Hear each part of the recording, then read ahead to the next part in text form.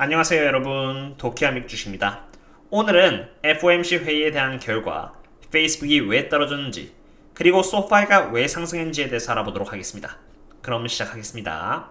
먼저 테이퍼링에 대한 이야기가 나왔습니다. 보시면은 파월이 말하기를 테이퍼링은 2022년 중반쯤에 끝날 것이라고 언급을 했고요.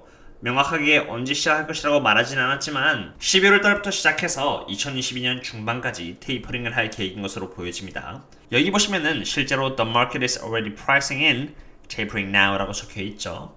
실제로 시장은 벌써 테이퍼링이라는 이슈에 대해서 선반영을 했다는 점입니다. 그러니 이제는 테이퍼링보다 언제 금리 인상을 할 것인가에 대해서 보는 것이 맞다고 봅니다. 이어서 언제 금리를 인상할 것인가는 FOMC 회의에서 공개하는 점도표를 통해서 알아볼 수 있는데요. 이번 FOMC 회의에서는 이렇게 점도표가 공개가 되었습니다.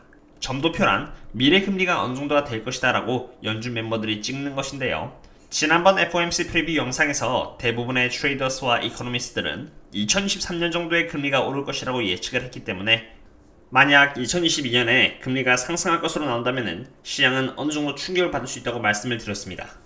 다행히도 이번 점도표에서는 동점이 나왔습니다. 2021년 9월 20일 공개된 점도표에 의하면 금리가 거의 상승하지 않을 것이라는 이렇게 9명이고요. 그리고 금리가 상승할 것이라는 이렇게 9명 정도로 여기 6 그리고 3이 있죠. 그럼 9명입니다. 이렇게 동률을 보여주고 있다는 것을 볼 수 있습니다. 실제로 여기 9 out of 18 FOMC members expect a rate hike in 2022 라고 적혀 있습니다. 그리고 대부분의 연준이사들은 2023년에 금리가 이렇게 오를 것이라고 보고 있는 것입니다. 어느 정도 예상에 부합한다고 봅니다. 다음으로 미국 10년물 국채금리는 어떨까요? 이렇게 보시면은 10년물 국채금리 또한 크게 상승하지 않은 1.304로 이렇게 돌아가는 모습을 볼 수 있습니다. 이렇게 FOMC 회의를 통해서 시장은 이미 테이퍼링 이슈를 선반영했고 이제 시장이 바라보는 것은 언제 금리를 인상할 것인가 라는 부분이 되겠습니다. 테이퍼링을 선반영했다는 것을 봤을 때 인플레이션이 왔다는 것은 인정한 분위기이고요. 실제로 유가를 본다면 인플레이션이 이미 진행되고 있다는 것을 볼 수 있습니다. 71.97로 굉장히 높은 유가이고요. 한때 전기차의 등장과 함께 정유주는 이제 끝이다라는 전망과는 정반대로 경제가 살아나면서 정유주들 또한 좋은 분위기를 보여주고 있습니다. 정유주 중에서도 옥시덴탈에 대한 견해는 제가 너무 많이 말씀을 드렸기 때문에 오늘은 이렇게 분위기가 좋은 상태에서 유일하게 큰 하락을 보여줬던 페이스북에 대해서 알아보는 시간을 가져보도록 하겠습니다. 페이스북은 어제 장중에 한때 4.5%까지 빠지는 모습을 보여주었는데요. 여러분들도 아시다시피 애플의 오퍼레이팅 시스템인 애플 iOS가 업데이트되면서 사람들은 IDFA를 켰다 껐다 할 수 있는 옵션을 갖게 된 것이죠. IDFA란 광고주 식별자로 애플에서 사용자의 기기에 할당된 임의 기기 식별자인데요. 광고주는 이를 사용해서 데이터를 추적하여 맞춤형 광고를 제공해왔던 것이죠. 그런데 이제 이것을 개개인이 켰다 껐다 할 수 있으니 광고주 입장에서는 고객들의 니즈를 예전처럼 수월하게 파악하기가 어려워진 것입니다. 이렇게 되면 광고 수익에 대한 아웃풋이 상대적으로 줄어들 것이고 그러한 심리가 주가의 하락을 불러일으킨 것이죠. 그러나 이에 대해 페이스북이 가만히 있지만은 않습니다. 2021년 1분기 어닝콜에 의하면 페이스북은 iOS 업데이트에 따른 피해를 최소화하기 위해서 적은 데이터만으로도 광고에 있어서 좋은 퍼포먼스를 낼 수 있는 자체 개발용 Aggregated Events Management를 개발하고 있다고 응답했습니다. 게다가 페이스북의 Monthly Active User는 지난 분기 대비해서 1.5% 그리고 지난해 동분기 대비해서 7.2% 상승을 했고요. Average Revenue Per User 또한 이렇게 10.12달러로 엄청난 수익률을 보여주고 있습니다. 어디 그뿐일까요? 영업이익률은 43%이고 애널리스트들이 바라보는 매출 성장률은 2021년 39%, 2022년 19.17%, 그리고 2023년에는 17.14%로 대기업치고는 괜찮은 매출 성장률을 낼 것으로 예측이 되고 있습니다. 또한 밸류에이션 상으로 봤을 때 지금 페이스북은 이렇게 저평가에 되어 있으니 고평가에 대한 리스크 또한 크게 없습니다. 참고로 이 가운데 선을 기준으로 해서 이 아래면 저평가고요. 그 이상이면 고평가인데 2021년 2분기 기준으로 페이스북의 PS 멀티플은 40% 정도를 갱신한다고 봤을 때 10일 이하에 와 있고요. 이 상태라면은 적어도 $500 이상은 와야 합니다. 그런데 지금 343달러이니 확연하게 저평가인 것이죠.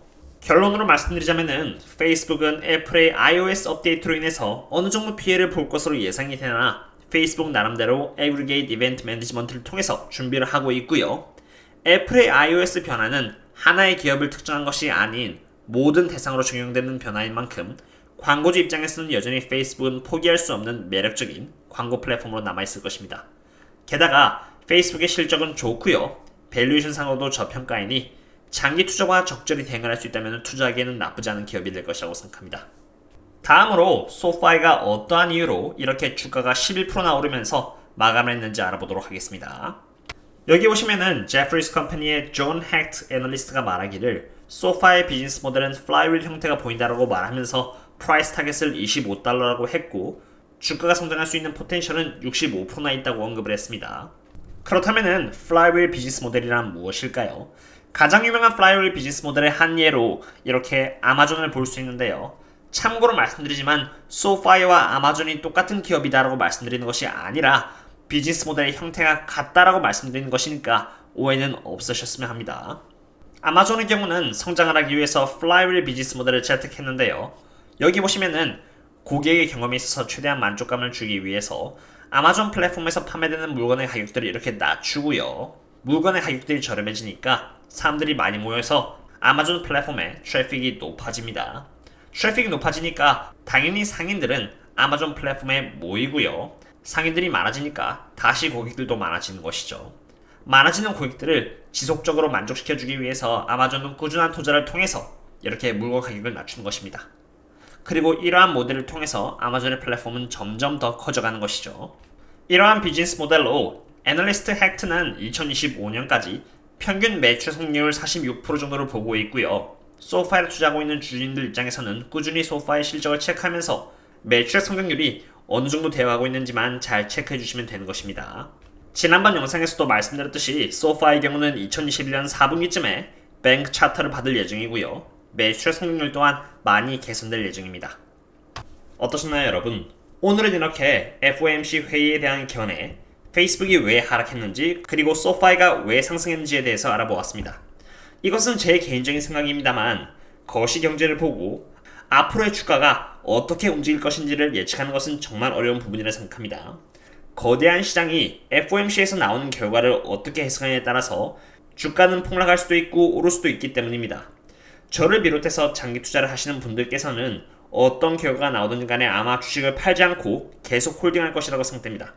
그리고 그러한 이유에서 웬만한 악재는 어떤 시점에서는 결국은 그대로 맞게 되겠죠. 물론 단타는 해당되지 않습니다. 그렇기에 경제의 흐름에 대해서 이해하는 것만으로도 오히려 충분하다고 생각됩니다. 거시경제를 예측해서 미리 대응을 해놓는 것보다는 장속에 머물면서 차라리 개별적으로 투자를 해놓은 기업에 대한 분석을 통해서 내가 투자해놓은 기업이 좋은 기업인지 아닌지를 파악해놓고 그것에 따라서 꾸준한 대응을 한다면은, 그리고 기업과 함께 성장해 나간다면은 결국에는 좋은 수익을 낼 수 있지 않을까 생각됩니다. 오늘의 분석은 여기까지가 되겠고요. 그럼 다음에 또 찾아뵙도록 하겠습니다. 그럼 다음에 또 만나요. See you later.